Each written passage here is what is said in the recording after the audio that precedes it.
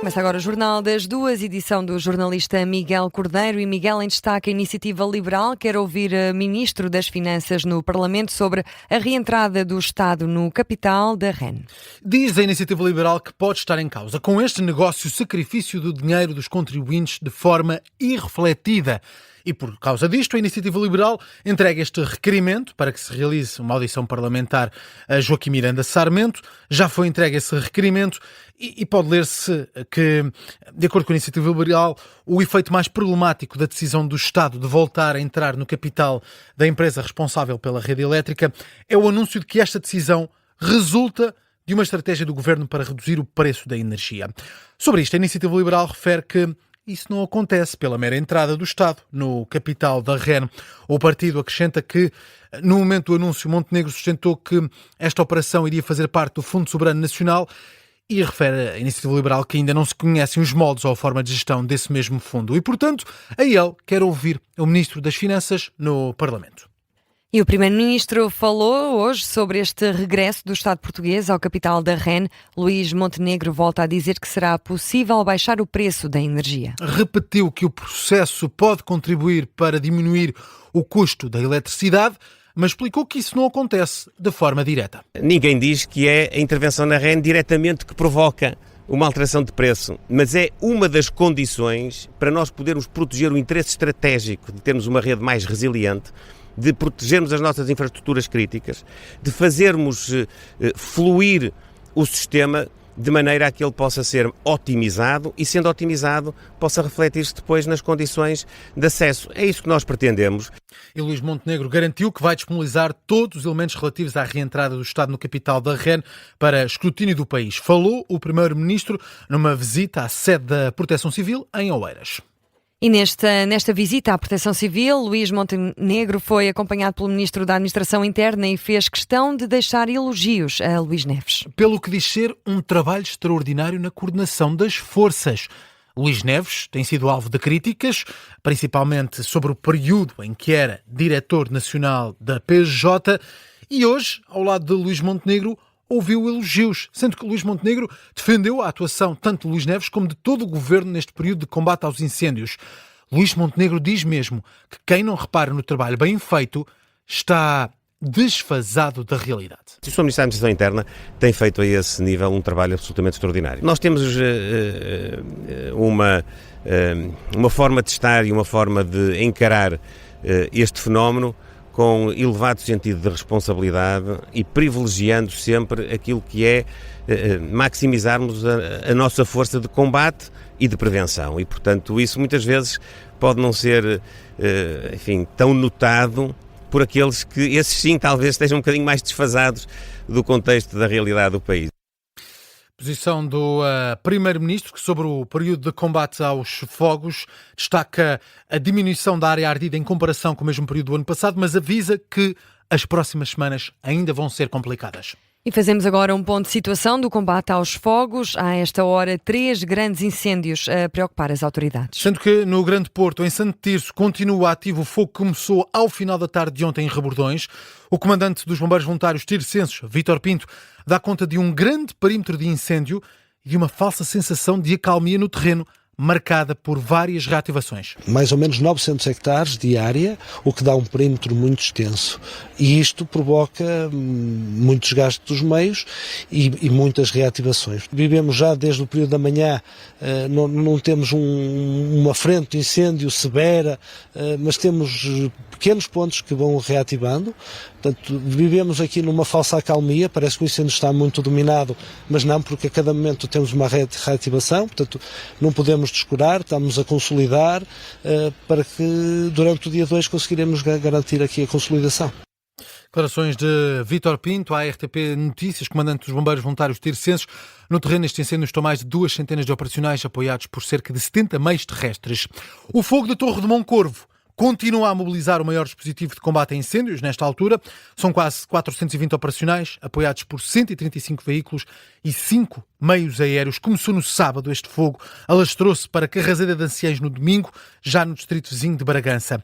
A agência Lusa, o segundo comandante regional de Emergência e Proteção Civil do Norte, Luís Araújo, dá conta de 3 frentes ativas. Neste momento mantemos 3 frentes ativas, 2 no concelho de Carrazeira e uma no concelho de Moncorvo. Todas elas neste momento têm meios ou já a trabalho ou em progressão, apoiados também com descargas de meios aéreos. Estamos a planear também estratégia de reforço dos meios aéreos nos sítios que de momento ainda não é possível lá colocar meios aéreos por razões de segurança. Os meios estão a ser posicionados, são os necessários para a missão que temos neste momento. A Proteção Civil alerta para uma subida das temperaturas durante a tarde, acompanhada de um aumento do vento, e isso pode provocar reativações. E descemos agora no mapa até Aroca, onde há aldeias no caminho das chamas. 4 aldeias. O comandante dos bombeiros voluntários de Aroca garante que não estão nesta altura em risco. Propriamente ameaçada não. Temos 4 aldeias essencialmente na linha de fogo, nomeadamente Rio de Frades, Bolseguedim, a aldeia do Cando e a aldeia de Pedrógão. São estas as 4 que estão mais próximas da linha de incêndio. Embora ainda com alguma distância e todas já com meios em prevenção para qualquer ocorrência, para a proximidade do incêndio, poderem rapidamente atuar na defesa das pessoas e dos seus bens nessas aldeias. Sérgio Azevedo, dos Bombeiros de Aroca, em declarações à RTP, conta este combate às chamas com 7 meios aéreos. Situação mais calma, Miguel, em Ponte de Lima. Estão em resolução os 2 incêndios que atingiram este concelho do distrito de Viana do Castelo. Em Coto, em Refóis do Lima, foi o primeiro a ser dominado, e depois em Faixa e Senhora da Rocha, um fogo que estava ativo desde sábado, entrou também em resolução. Situação mais calma em Ponte de Lima. E arranca hoje o julgamento que opõe 29 estados norte-americanos à Meta, a empresa mãe do Facebook e do Instagram. A empresa de Mark Zuckerberg é acusada de saber que estava a criar funcionalidades viciantes para crianças e ainda assim continuar a produzi-las. Falamos de mais de metade dos estados norte-americanos envolvidos nesta acusação. O processo foi inicialmente apresentado em outubro de 2023. O julgamento arranca hoje no Tribunal Federal da Califórnia do Norte, com os estados do Colorado, Kentucky, Nova Jersey e Califórnia na linha da frente desta acusação, que tem 29 estados norte-americanos. Querem provar que a Meta, esta empresa que controla o Facebook e o Instagram, sabia que determinadas características do Instagram e do Facebook podiam prejudicar os jovens, mas que as manteve para aumentar o tempo de utilização e, com isso, aumentar também os lucros. Nos Estados Unidos da América está a ser descrito este processo como um caso sem precedentes na área da proteção do consumidor e que se pode tornar na maior batalha judicial sobre os impactos prejudiciais das redes sociais.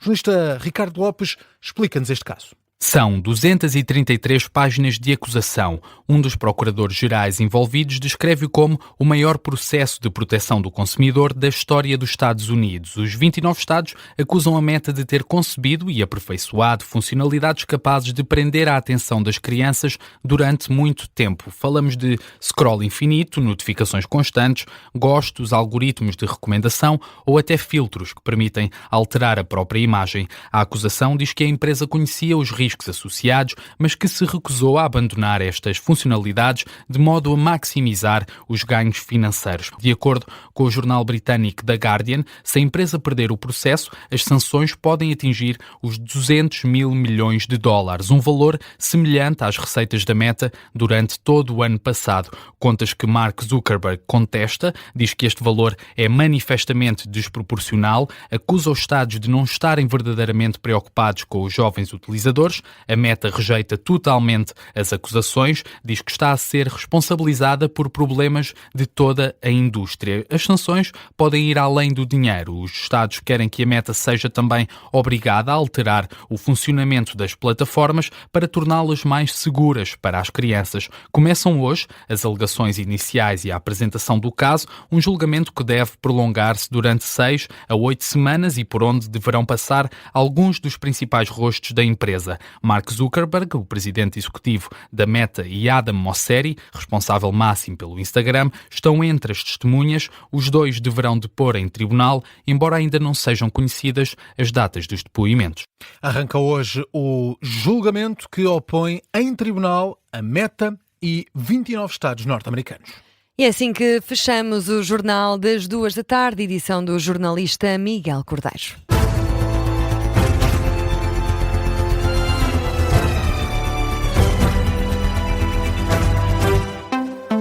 Este programa tem o apoio de BetClick.